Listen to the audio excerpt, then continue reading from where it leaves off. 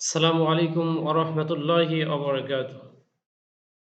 Shimul memorial north south school and কলেজে নবম শ্রেণীর ইসলাম ও নৈতিক শিক্ষা ক্লাসে স্নেহের শিক্ষার্থীদেরকে আন্তরিক শুভেচ্ছা ও অভিনন্দন। প্রিয় শিক্ষার্থীরা, আশা করছি আল্লাহর অশেষ মেহেরবানিতে তোমরা সবাই ভালো আছো, সুস্থ আছো, নিরাপদে আছো। আলহামদুলিল্লাহ। আল্লাহর অশেষ মেহেরবানিতে আমিও ভালো আছি। প্রিয় শিক্ষার্থীরা, আজকের অনলাইন ক্লাস উপস্থাপনায় আমি মোহাম্মদ মিজানুর রহমান, সহকারী শিক্ষক, Shimul memorial north south school and college. প্রাণপ্রিয় শিক্ষার্থীরা, দেখতে দেখতে আমরা আ নবম শ্রেণীর শেষ ক্লাসে চলে এসেছি। অর্থাৎ আমাদের সিলেবাস কমপ্লিট হয়ে গেছে। আমরা সার্বিক আলোচনা করব আজকে। প্রিয় শিক্ষার্থীরা, সার্বিক আলোচনায় আজকে যে বিষয়গুলো আলোচনা করা হবে, এখান থেকে আমরা যে বিষয়গুলো জানতে পারবো, সেগুলো জেনে নিই। ইবাদতের গুরুত্ব ও তাৎপর্য সম্পর্কে অবগত হতে পারবো। ইসলামে ইলমের গুরুত্ব সম্পর্কে বিশ্লেষণ করতে পারবো। মানব জীবনে আখলাকের প্রয়োজনীয়তা সম্পর্কে বর্ণনা করতে পারবো। আদর্শ জীবন চরিত্র সম্পর্কে বর্ণনা করতে পারবো। সৃজনশীল প্রশ্ন সম্পর্কে জ্ঞান লাভ করতে পারবো। পড়াশোনার পদ্ধতি সম্পর্কে আমরা অবগত হতে পারবো। প্রাণপ্রিয় শিক্ষার্থীরা, তাহলে আজকের আলোচ্য বিষয় রয়েছে ইবাদতের পরিচয় ও গুরুত্ব, ইসলামে ইলমের গুরুত্ব, আখলাকের পরিচয়, মানব জীবনে আখলাকের প্রয়োজনীয়তা, আখলাকে জামিমা বা আখলাকে হামিদা বর্জনের কুফল, আদর্শ জীবনচরিত, সৃজনশীল প্রশ্ন। প্রাণপ্রিয় শিক্ষার্থীরা, শুরুতে আমরা আলোচনা করছি ইবাদত সম্পর্কে। ইবাদত আরবি ভাষার শব্দ, শাব্দিক অর্থ হলো চূড়ান্তভাবে দীনতা, হীনতা প্রকাশ করা এবং নমনীয় হওয়া। প্রাণপ্রিয় শিক্ষার্থীরা, তাহলে দেখো যে ইসলাম এমন একটি জীবন ব্যবস্থা যেখানে নমনীয় ভাব করাটাও কি বা নম্রতা, ভদ্রতা ইত্যাদিকেও কি ইবাদতের সমর্থক শব্দ হিসেবে কি ব্যবহার করা হয়েছে। তার মানে যারা নমনীয় ভাব প্রকাশ করবে, ভদ্রতা, নম্রতা অনুসরণ করে জীবনযাপন করবে, সেগুলোও কি ইসলামে ইবাদত হিসেবে গণ্য হবে। আর পরিভাষায় দৈনন্দিন জীবনের সকল কাজ করবে আল্লাহ তাআলার বিধিবিধান মেনে চলাকে ইবাদত বলে।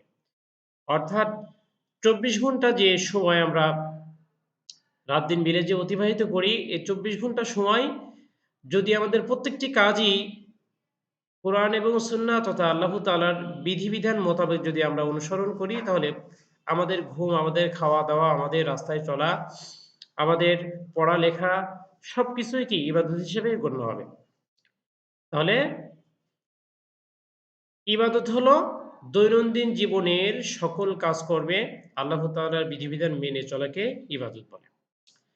আল্লাহ তাআলা পবিত্র কোরআনুল কারীমে বলছেন যে, "ওমা খলাকতুল জিন্না ওয়াল ইনসা ইল্লা লিয়াবুদুন।" আমি মানুষ এবং জিন জাতিকে সৃষ্টি করেছি শুধু আমার ইবাদতের জন্য। প্রাণপ্রিয় শিক্ষার্থীরা, তাহলে মানুষকে এবং জিনকে যেহেতু আল্লাহ তাআলা আল্লাহর ইবাদতের জন্যই সৃষ্টি করেছেন, বিধায় আমরা আমাদের জাগতিক যে কাজকর্ম রয়েছে, আমাদের দুনিয়াবী যে কাজকর্ম রয়েছে, আমরা অবশ্যই সেগুলো পরিচালনা করব, সেগুলো করব। কিন্তু সেগুলো করব অবশ্যই কি কোরআন সুন্নাহ তথা আল্লাহ তাআলা বিধিবিধান মোতাবেক। তাহলে আল্লাহ তাআলার যে মহৎ উদ্দেশ্য, সে উদ্দেশ্য অবশ্যই কি সাফল্যমণ্ডিত হবে। প্রাণপ্রিয় শিক্ষার্থীরা, এই পর্যায়ে আমরা জানব ইবাদতের গুরুত্ব ও তাৎপর্য সম্পর্কে।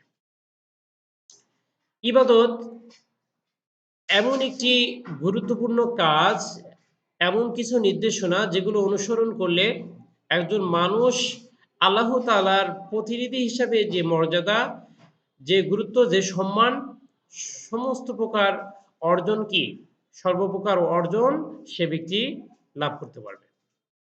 আল্লাহ তাআলা মানুষকে পৃথিবীতে পাঠিয়েছেন কি আশরাফুল মাখলুকাত বা সর্বশ্রেষ্ঠ জীব হিসাবে। আল্লাহ তাআলা পবিত্র কোরআনুল কারীমে বলছেন, "ফাইদা কুদিয়াতিস সালাহ ফান্তাশিরু ফিল আরদি ওয়াবতাগু মিন ফাদলিল্লাহ ওয়াযকুরুল্লাহা কাসীরান লাআল্লাকুম তুফলিহুন।" সালাত আদায়ের পর তোমরা জমিনে ছড়িয়ে পড়ো, আল্লাহর অনুগ্রহ সন্ধান করো এবং আল্লাহকে বেশি বেশি স্মরণ করবে, যাতে তোমরা কি সফলকাম হও। সূরা জুমার মধ্যে আল্লাহ তাআলা উল্লেখ করেছেন, লক্ষ্য করো যে তোমরা সালাত আদায়ের পর জমিনে ছড়িয়ে পড়ো। অর্থাৎ একজন কৃষক মাঠে তার কৃষিকাজ করবে, একজন চাকরিজীবী সে তার অফিসে তার দায়িত্ব পালন করবে, একজন শিক্ষার্থী তার পড়াশোনায় ব্যস্ত থাকবে, একজন গৃহ পরিচারিকা সে তার গৃহের যে সমস্ত কাজ আছে সেগুলো নিয়ে ব্যস্ত থাকবে। তো এই যে প্রত্যেকের উপর আ যে ন্যস্ত দায়িত্ব, এই দায়িত্বগুলো যথাযথভাবে পালন করার পাশাপাশি মানুষ যদি আল্লাহ তাআলার ইবাদতগুলো, আল্লাহ তাআলার নির্দেশনাগুলো সঠিকভাবে পালন করে, অবশ্যই কি মানুষ কি আশরাফুল মাখলুকাত বা সর্বশ্রেষ্ঠ সৃষ্টিজীব হিসাবেই কি আল্লাহ তাআলার নিকটে পরিগণিত হবে। এজন্য অবশ্যই কি করতে হবে? আল্লাহ তাআলার ইবাদত বন্দেগী ঠিক রেখে আমাদেরকে দুনিয়াবী জীবনযাপন করতে হবে, দুনিয়ার সমস্ত কাজগুলো পরিচালনা করতে হবে। প্রিয় শিক্ষার্থীরা, এ পর্যায়ে আমরা আলোচনা করব ইলম সম্পর্কে। ইলম আরবি ভাষার শব্দ, শাব্দিক অর্থ হলো জ্ঞান, জানা, অবগত হওয়া ইত্যাদি। আর পরিভাষায় ইলম হলো কোনো বস্তুর প্রকৃত অবস্থা উপলব্ধি করা। ইলম হলো কোনো বস্তুর প্রকৃত অবস্থা উপলব্ধি করা। অর্থাৎ আমি একটা টপিক সম্পর্কে জানলাম, পড়লাম, রিডিং পড়লাম, এতটুকুই কি এলেম না। বরং আমি যে বিষয় সম্পর্কে পড়লাম, অর্থাৎ রিডিং পড়লাম বা শুনলাম, সেটা সম্পর্কে কি করতে হবে? বিস্তারিত বা গভীর জ্ঞান অর্জন করতে হবে। সেটা সম্পর্কে আমাকে বিস্তারিত জানতে হবে। সেটাকে বলা হয়েছে ইসলামে এলেম। শুধুমাত্র কোনো একটি প্রশ্ন মুখস্থ করে ফেললাম, সেটা বুঝলাম না। এটা কিন্তু প্রকৃতপক্ষে এলেম হতে পারে না। প্রাণপ্রিয় শিক্ষার্থীরা, ইসলামে ইলমের গুরুত্ব কতটুকু? ইসলামে ইলমের গুরুত্ব কি? যথেষ্ট রয়েছে। কেননা পবিত্র কুরআনুল কারীমের যে ১ম আ ৫ টি আয়াত যে নাযিল হয়েছিল সূরা আলাকের, তার ১ম শব্দটিই ছিল হলো ইকরা, অর্থাৎ পড়ুন। তাহলে আল্লাহ তাআলা পৃথিবীতে রাসূলের উপরে যে কোরআন নাজিল করলেন, সেই কোরআন নাজিলের শুরুতেই আল্লাহ তাআলা পড়ার প্রতি কি নির্দেশনা দিয়েছেন? ইলমের প্রতি নির্দেশনা দিয়েছেন এবং গুরুত্ব দিয়েছেন। সরাসরি নির্দেশই দিয়েছেন যে ইকরা, পড়ুন। তাহলে রাসূলকে সরাসরি আল্লাহ তাআলা পড়ার বিষয়ে কি নির্দেশনা দিয়েছেন। তো এ থেকে বোঝা যায় যে ইসলামী ইলমের গুরুত্ব কতটুকু। এছাড়া রাসূল সাল্লাল্লাহু আলাইহি ওয়াসাল্লাম অসংখ্য হাদিসের মধ্যে ইলম সম্পর্কে, জ্ঞান অর্জন সম্পর্কে গুরুত্ব আরোপ করেছেন। যেমন রাসূল সাল্লাল্লাহু আলাইহি সাল্লাম বলছেন যে, "তলাবুল ইলমি ফারিদাতুন আলা কুল্লি মুসলিম।" অর্থাৎ প্রত্যেক মুসলমানের উপরে জ্ঞান অর্জন করা হলো ফরজ, অর্থাৎ আবশ্যক করে দিয়েছেন। যদিও সেটা কি ইসলামী জ্ঞান, তবে ইসলামী জ্ঞানও তো অবশ্যই জ্ঞানের ভিতরেই পড়ে।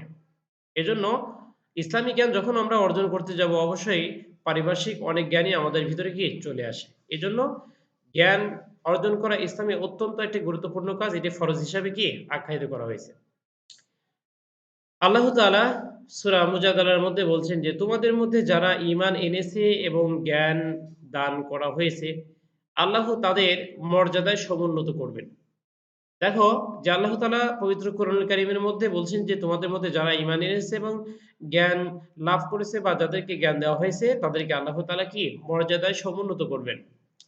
আবার আল্লাহ তাআলা পবিত্র কোরআনুল কারীমের অন্যত্র বলছেন যে, "কুল হাল ইয়াস্তাবিল্লাযীনা ইয়ালামুনা ওয়াল্লাযীনা লা ইয়ালামুন।" হে রাসূল, আপনি বলুন, যারা জানে এবং যারা জানে না, তারা কি সমান হতে পারে?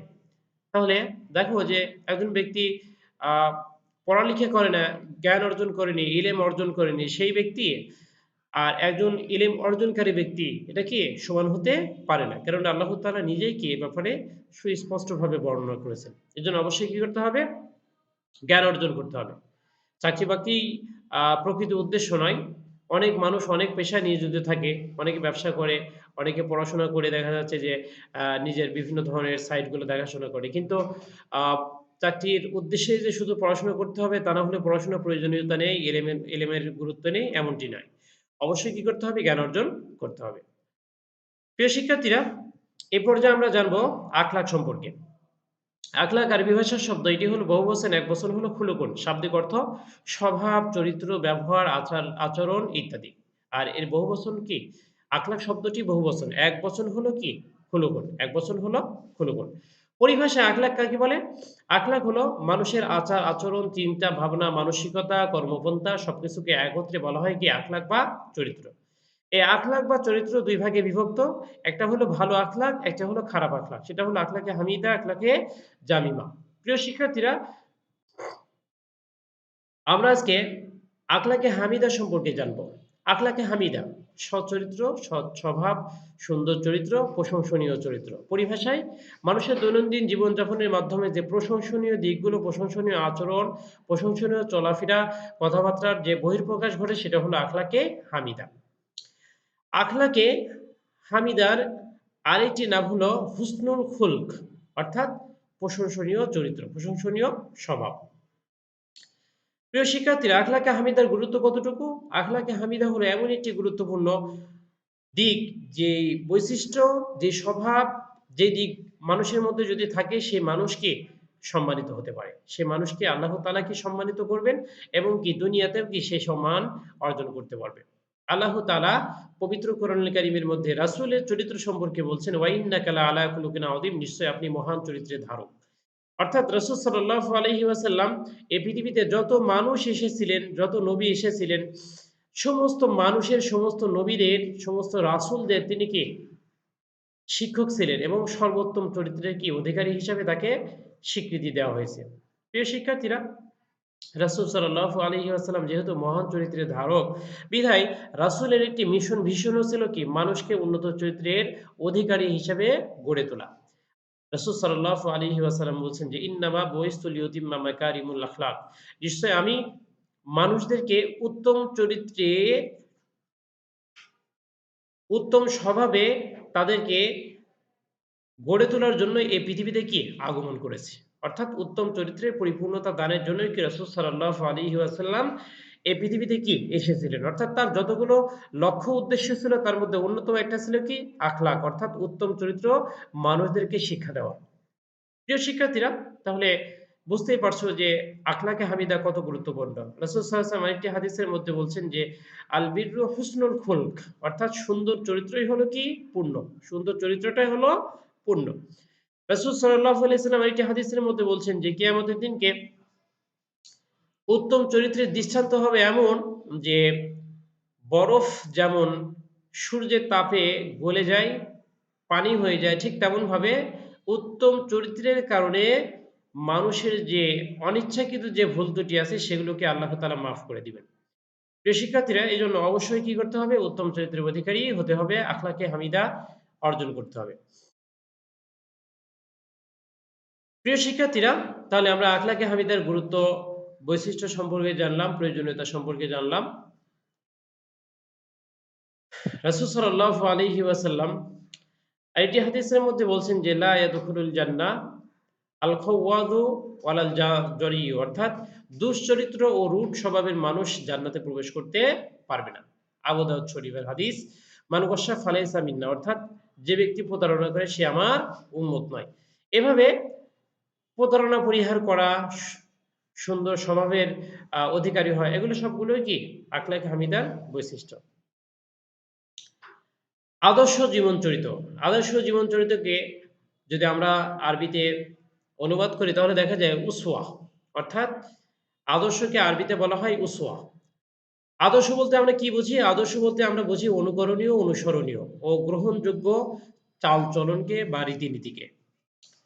পৃথিবীতে যাদেরকে অনুসরণ, অনুকরণ করলে দুনিয়া এবং আখিরাতে সফলতা লাভ করা যায়, তারাই হলো আমাদের জন্য কি আদর্শ জীবন চরিত্র। তাদের জীবনী হলো আমাদের জন্য আদর্শ জীবন চরিত্র।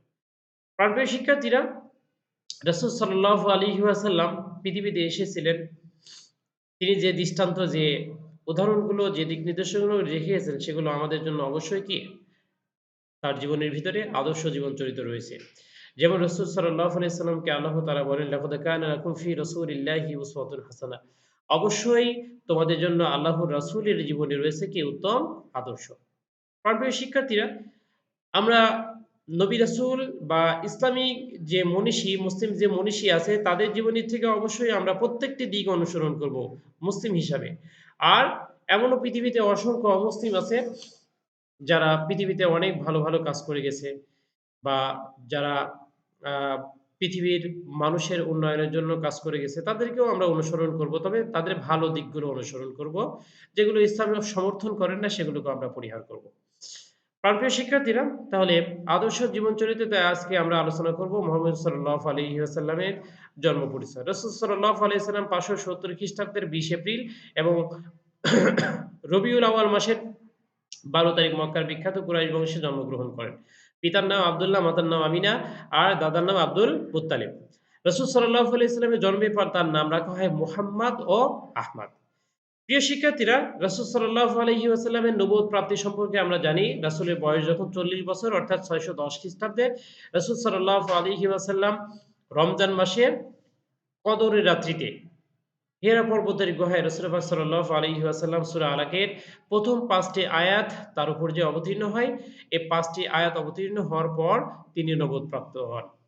রাসূল পাক সাল্লাল্লাহু আলাইহি ওয়াসাল্লাম নবুয়ত প্রাপ্তির পর সর্বপ্রথম তিনি নিকটস্থ যে আত্মীয়স্বজন আছে তাদের নিকটে গোপনে ইসলাম প্রচার করেন, অথবা আল্লাহ তাআলার নির্দেশনা অনুপাতে পরবর্তীতে তিনি প্রকাশ্যে কি ইসলাম প্রসার শুরু করেন। প্রিয় শিক্ষার্থীরা, তাহলে আজকে আমরা সার্বিক আলোচনায় গুরুত্বপূর্ণ কিছু অংশবিশেষ তোমাদের সাথে আলোচনা করলাম। তোমরা অবশ্যই এগুলো দেখবা। আর বিশেষ করে তোমাদের জন্য আমরা কিছু প্রশ্ন ব্যাংক বা জ্ঞানমূলক অনুধাবনমূলক প্রশ্ন রেখেছি। এগুলো অবশ্যই কি তোমরা চর্চা করবে। একথা ভাবার সুযোগ নেই যে আ ৯ম শ্রেণীতে আমাদের আ ইসলাম ধর্মের কোনো পরীক্ষা নেই বিধায় আমরা পড়ব না বা এগুলোকে এভয়েড করব। এটা কখনোই কি ভাবা যাবে না। কেননা তোমাদের আ হয়তোবা ৯ম শ্রেণীতে এবছর পরীক্ষা হচ্ছে না। কিন্তু তোমাদের তো সামনে পরীক্ষা আছে, এসএসসি পরীক্ষা আছে। সেজন্য যদি প্রিপারেশন এগিয়ে নিতে চাও, অবশ্যই তোমাদের কি করতে হবে? স্টাডির মধ্যে থাকতে হবে। কোন সাবজেক্টই একদমই ফেলে রাখা যাবে না। যাই হোক, তাহলে আমরা কিছু প্রশ্ন চর্চা করি, অনুশীলন করি। জ্ঞানমূলক প্রশ্নে দেখো ১ নম্বর রয়েছে ইবাদত শব্দের অর্থ কি? ইবাদত শব্দের অর্থ আমরা পড়লাম দীনতা, হীনতা, আনুগত্য প্রকাশ করা ইত্যাদি। ইবাদত প্রধানত কত প্রকার? ইবাদত প্রধানত ২ প্রকার। একটা হলো হাক্কুল্লাহ আর এটা হলো হাক্কুল ইবাদ। সালাতের ফার্সি শব্দ হলো নামাজ। সাওম ইসলামের কততম স্তম্ভ? সাওম ইসলামের ৪র্থ স্তম্ভ। যাকাত হলো ইসলামের সেতুবন্ধ। ১২ টি কোন গ্রন্থের? তিরমিজি গ্রন্থের। হজের ফরজ হলো ৩ টি। ইসলামের ২য় খলিফা কে ছিলেন? ইসলামের ২য় খলিফা ছিলেন হযরত ওমর রাদিয়াল্লাহু তাআলা আনহু। ইলম বা জ্ঞান অন্বেষণ করা প্রত্যেক মুসলমানের জন্য ফরজ। বাণীটি বলেছেন রাসূল সাল্লাল্লাহু আলাইহি ওয়াসাল্লাম। আখলাক শব্দটি কোন বচন? আখলাক শব্দটি বহু বচন, এক বচন হলো খুলুকুন। আখলাকে হাসানা অর্থ হলো প্রশংসনীয় চরিত্র। আল্লাহ তাআলার নিকট সবচেয়ে তাকওয়াবান ব্যক্তি কে? আল্লাহ তাআলার নিকটে সবচেয়ে তাকওয়ান ব্যক্তি ওই ব্যক্তি যে ব্যক্তি আল্লাহ তাআলাকে ভয় করে যাবতীয় পাপ কাজ থেকে বিরত থাকে। মহাসত্যবাদীকে আরবিতে বলে সিদ্দিক। যে উপাধিটি আ হযরত আবু বকর রাদিয়াল্লাহু তাআলা আনহুকে রাসূল পাক সাল্লাল্লাহু আলাইহি ওয়াসাল্লাম দিয়েছিলেন। কত খ্রিস্টাব্দে বিদায় হজ অনুষ্ঠিত হয়? ৬৩২ খ্রিস্টাব্দে বিদায় হজ অনুষ্ঠিত হয়। কোন যুদ্ধে অনেক কোরআনের হাফেজ শাহাদত বরণ করেন? ইয়ামামা যুদ্ধে ৭০ জন হাফিজে কোরআন শাহাদত বরণ করেন। আমিরুল মুমিনিন ফিল হাদিস কাকে বলা হয়? আমিরুল মুমিনিন ফিল হাদিস বলা হয় ইমাম বুখারী রহমতুল্লাহি আলাইহি। প্রিয় শিক্ষার্থীরা, এই পর্যায়ে আমরা অনুধাবনমূলক প্রশ্ন কিছু চর্চা করি। সালাত বলতে কি বুঝি? সালাত বলতে আমরা বুঝি সালাত শব্দের শাব্দিক অর্থ হলো দোয়া, প্রার্থনা, দরুদ ইত্যাদি বিভিন্ন অর্থে সালাত শব্দটি ব্যবহার হয়ে থাকে। আর সালাত হলো নির্দিষ্ট সময় নির্দিষ্ট আরকান আহকামের মাধ্যমে মহান আল্লাহ তাআলার সন্তুষ্টির ক্ষেত্রে যে কার্যগুলো সম্পাদন করা হয় সেটি হলো কি? সালাত। সাওম বা রোজা ঢালস্বরূপ। বাণীটি বুঝিয়ে লেখো। সাওম শব্দের শাব্দিক অর্থ হলো বিরত থাকা, আত্মসংযম। সুবে সাদিক থেকে সূর্যাস্ত পর্যন্ত পানাহার এবং ইন্দ্রিয় তৃপ্তি থেকে বিরত থাকার নামই হলো সাওম। সাওম ঢালস্বরূপ একথা যদি আমরা ব্যাখ্যা করি তাহলে বলতে পারি যে সাওম হলো এমন একটি ইবাদত যে ইবাদতটি মানুষকে পাপ কাজ থেকে ঢাল যেমন যুদ্ধের ময়দানে শত্রুপক্ষের আক্রমণ থেকে একজন সৈনিককে বাঁচিয়ে রাখে ঠিক তেমনভাবে সাওম বা রোজা এমন ঢাল যে ঢালটি শয়তানের প্ররোচনা বা পাপ কাজ থেকে বিরত রাখার জন্য সাওম পালনকারীকে হেফাজত করে। যাকাত অর্থ কি? যাকাত কাকে বলে? যাকাত অর্থ কি? বৃদ্ধি, পবিত্রতা, পরিচ্ছন্নতা। যাকাত হলো একজন নিসাব পরিমাণ সম্পদের মালিক ১ বছর অতিবাহিত হওয়ার পর তার নিসাবের নির্দিষ্ট অংশ ৮ শ্রেণীর মানুষের মধ্যে যে বিতরণ করে দেন সেটা হলো যাকাত। হজের ৪ টি ওয়াজিব লিখো। হজের ৪ টি ওয়াজিব কি? হজের ৪ টি ওয়াজিব হলো সাফা মারওয়ার মাঝে দরাদরি করা, মাথা মুন্ডন করা, কুরবানি করা। আর বহিরাগত যারা মক্কার বাহিরের অধিবাসী যারা তারা হজ শেষে আবার কি বিদায় তাওয়াফ করবে। এভাবে যেকোনো ৪ টি ওয়াজিব লিখতে হবে। মানুষের মৌলিক অধিকারগুলো কি, কি? মানুষের মৌলিক অধিকারগুলোর মধ্যে রয়েছে মানুষের অন্ন, বস্ত্র, বাসস্থান, শিক্ষা, চিকিৎসা, বিনোদন। এগুলো হলো মানুষের কি মৌলিক অধিকার। দ্বীনি ইলম বলতে কি বোঝায়? দ্বীনি ইলম হলো দিন সংক্রান্ত, ইসলাম সংক্রান্ত এলেম। সেগুলো কি, কি? সেগুলো হলো যেমন কোরআনের ইলেম, হাদিসের ইলেম, ইজমার ইলেম, কিয়াসের ইলেম, এছাড়াও ফিকহ গ্রন্থ অর্থাৎ ইসলামী আ আইনশাস্ত্র। ইসলামী আইনশাস্ত্রকে বলা হয় বা ফিকাহ। ইসলামী আইনশাস্ত্র সম্পর্কে জ্ঞান অর্জন করাটা হলো কি? দ্বীনি ইলম। হযরত আলী রাদিয়াল্লাহু তাআলা আনহু শিক্ষকের মর্যাদা সম্পর্কে কি বলেছেন? হযরত আলী রাদিয়াল্লাহু তাআলা আনহু শিক্ষকের মর্যাদা সম্পর্কে বলেছেন যে আমাকে একটি আ বিষয় জ্ঞান অর্জন করলো, সে ইচ্ছা করলে আমাকে বিক্রি করতে পারবে। আমি তার নিকটে কি দাস হিসেবে পরিগণিত হতে বাধ্য থাকব। এভাবে হযরত আলী রাদিয়াল্লাহু তাআলা আনহু শিক্ষকের মর্যাদা কি উপস্থাপন করেছেন। প্রিয় শিক্ষার্থীরা, সিদ্দিক উপাধি কাকে এবং কেন দেওয়া হয়? সিদ্দিক উপাধি হযরত আবু বকর রাদিয়াল্লাহু তাআলা আনহুকে দেওয়া হয়। রাসূল পাক সাল্লাল্লাহু আলাইহি ওয়াসাল্লাম যখন মিরাজ থেকে আবার প্রত্যাবর্তন করলেন, তখন অসংখ্য মানুষকে বিশ্বাস করতেছিল না। কিন্তু হযরত আবু বকর রাদিয়াল্লাহু তাআলা আনহু যখনই শুনলেন যে রাসূল পাক সাল্লাল্লাহু আলাইহি ওয়াসাল্লাম মিরাজ থেকে প্রত্যাবর্তন করেছেন, তিনি সঙ্গে, সঙ্গে বিশ্বাস করলেন যে অবশ্যই রাসূলের দিদার হয়েছে আল্লাহ তাআলার সাথে, তিনি অবশ্যই সত্য কথা বলছেন। এ কারণে তাকে সিদ্দিক উপাধি দেওয়া হয়েছিল। আমানতের ৪ টি ক্ষেত্র উল্লেখ করা। আমানতের ৪ টি ক্ষেত্র কি? আমানতের স্বাভাবিকভাবে আমরা জানি যে মানুষের নিকট মানুষ সম্পদ গচ্ছিত রাখে। মানুষের নিকট মানুষ কথা দিয়ে আ এ বিভিন্নভাবে কি কথা সংরক্ষিত রাখার জন্য উপদেশ দিয়ে থাকে। তারপরে পিতামাতার নিকটে সন্তানকে আমানত স্বরূপ সন্তানের নিকট পিতামাতা কি? আমানত স্বরূপ। এভাবেই আমানতের বিভিন্ন ক্ষেত্র রয়েছে, যেকোনো ৪ টি লিখলেই হবে। জাহেলের যুগে নারীরা কি, কি নামে খ্যাত ছিল? জাহেলের যুগে নারীরা বিভিন্ন আ তাদেরকে খারাপ উপাধি দেয়া হয়েছিল, খারাপ নামে তাদেরকে ডাকা হতো। যেমন তাদেরকে প্রেমদায়িনী বলা হতো, তাদেরকে কালসাপ বলা হতো, তাদেরকে ধ্বংসের আ উম মাধ্যম বলা হতো, তাদেরকে নরকের খড়ি বা অগ্নি হিসাবে তাদেরকে আখ্যায়িত করা হতো। এভাবে বিভিন্ন নামে জাহেলি যুগের নারীদেরকে কি? ডাকা হতো। ইসলামের ত্রাণকর্তা কাকে এবং কেন বলা হয়? হযরত আবু বকর রাদিয়াল্লাহু তাআলা আনহুকে ইসলামের ত্রাণকর্তা বলা হয় এবং কেন বলা হয়? রাসূল পাক সাল্লাল্লাহু আলাইহি ওয়াসাল্লামের ইন্তিকালের পর নতুন নবগঠিত মদিনা ইসলামী রাষ্ট্র, সেটি কি প্রায় আ এমন অবস্থা তৈরি হয়েছিল যে নব-মুসলিমরা আবার তাদের পূর্বের ধর্মে প্রত্যাবর্তন করতে শুরু করল। জাগাত ব্যবস্থা ভেঙে যেতে শুরু করল। ভণ্ড নবীদের আবির্ভাব হলো, নবী হিসাবে তারা দাবি করতে শুরু করল। এমন একটা পরিস্থিতিতে হযরত আবু বকর রাদিয়াল্লাহু তাআলা আনহু গুরুত্বপূর্ণ সিদ্ধান্ত গ্রহণ করেছিলেন এবং আ স আ যে আগ আম আ হঠাৎ করে যে আগত অশনি সংকেত বা মহা বিপর্যয়, সেটি কি তিনি ঠেকিয়ে দিতে বা সেগুলোকে সঠিকভাবে ব্যবস্থাপনা করার মতো কৌশল অবলম্বন করতে পেরেছিলেন এবং সেগুলো সুন্দরভাবে সুচারুরূপে সম্পন্ন করেছিলেন। এজন্য হযরত আবু বকর রাদিয়াল্লাহু তাআলা আনহুকে ইসলামে দান করতে বলা হয়।